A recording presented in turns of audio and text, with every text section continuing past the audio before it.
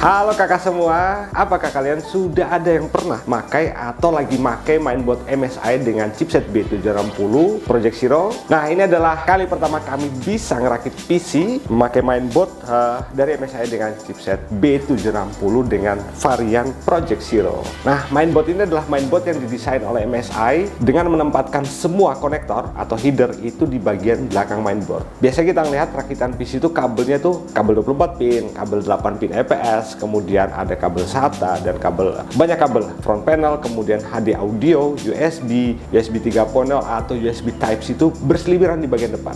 Project Zero ini adalah jawaban untuk kalian yang nggak mau tuh kabelnya pada kelihatan di bagian depan setelah dirakit ya. Nah, di sini adalah Project Zero dari MSI dengan chipset B760. Ini yang varian yang M Micro ATX. Jadi kalian bisa dapatkan mainboard ini di marketplace atau di toko offline. Untuk pemakaian mainboard ini pun kita harus lebih teliti dan seksama memilih casing yang support. Tidak semua casing itu support untuk pemasangan mainboard ini. Di sini kita memakai salah satu casing terbaru dari Thermaltake. Nah, itu adalah Thermaltake dengan seri T300 Tower 300 itu Micro ATX. Casing ini memiliki berat bersih itu 8,3 kilo. Ini berat banget. Nah, ini seperti ini. Masih segelan. Jadi kita akan unboxing sekaligus nanti. Jadi Tower 300.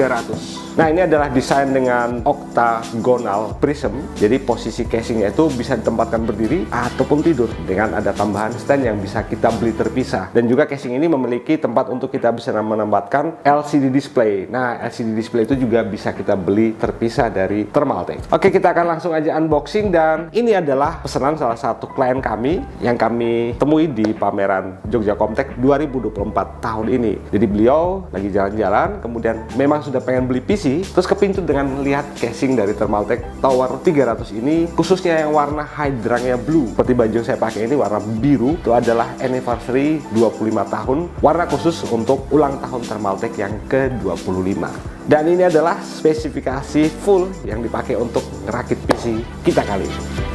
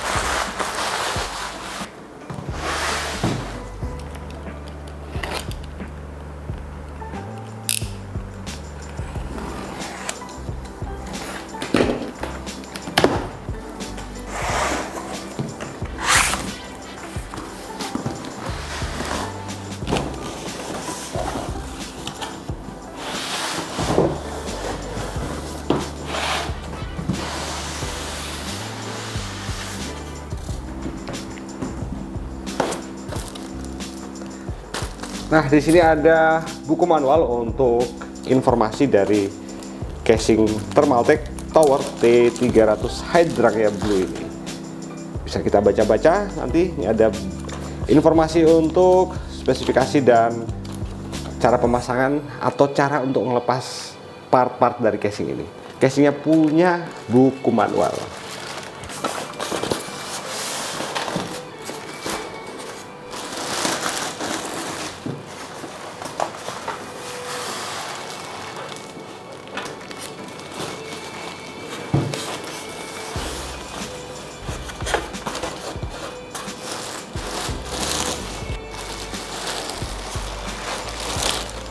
Nah, untuk unboxing casing ini, pertama kita harus melepas bagian atasnya.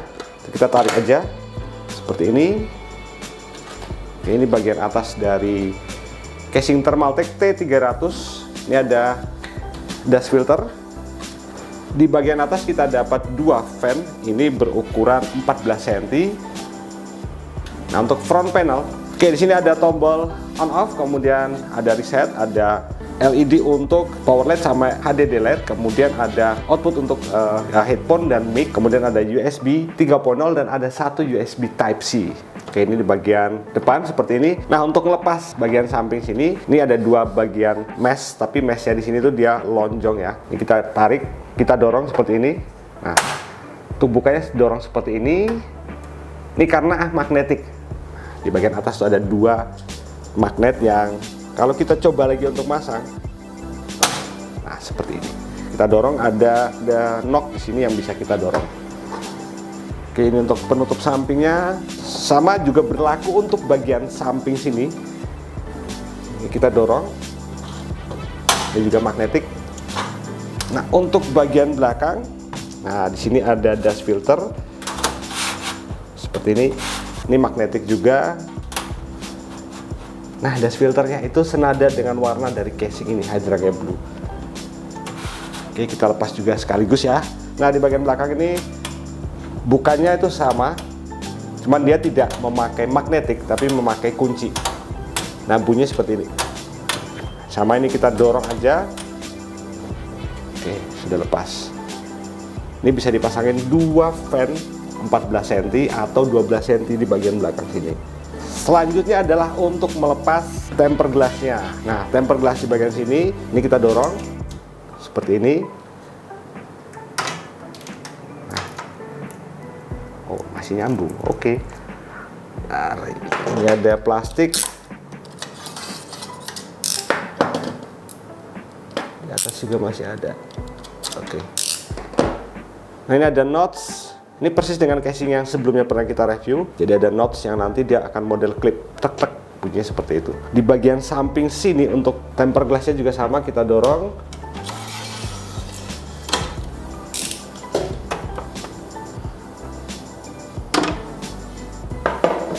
Nah, dan untuk temper glass yang paling besar, ini mekanismenya sama dengan yang sebelah sini dan yang sebelah sini. Jadi kita dorong. Dia akan lepas dan kita angkat. Oke, temper glass depan sudah terbuka. Nah, di bagian bawah sini ada dust filter. Ini modelnya sliding. Oke, ini ada dust filter untuk di bagian bottomnya sini. Oke, untuk penempatan power supply itu berada di bagian bawah. Jadi kita ada frame tambahan yang power supply tadi kita pasangin dulu frame-nya, baru kita masukin power supply ke bagian sini. Dan ini adalah kelengkapan untuk semua kebutuhan, mulai dari baut, kemudian spacer, kemudian untuk dudukan LCD bila kita ingin memasang LCD di bagian depan sini.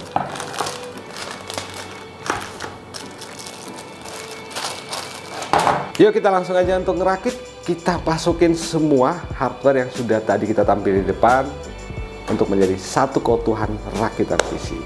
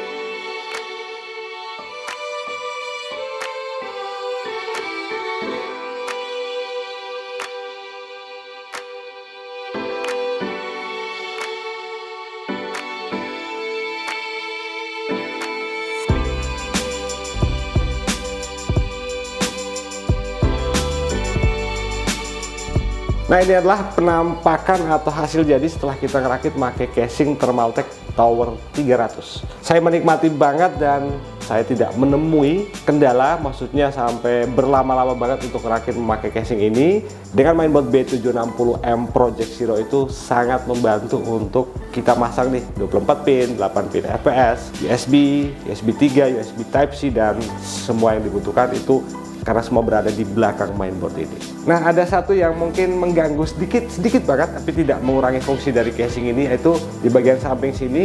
Ini kan desainnya oktagonal ya, posisi di bagian sini. Kebetulan tuh bagian bawah mainboard ya, bagian bawah kalau kita lihat dari atas ke bawah ini bagian sini itu untuk front panel, kemudian HD audio.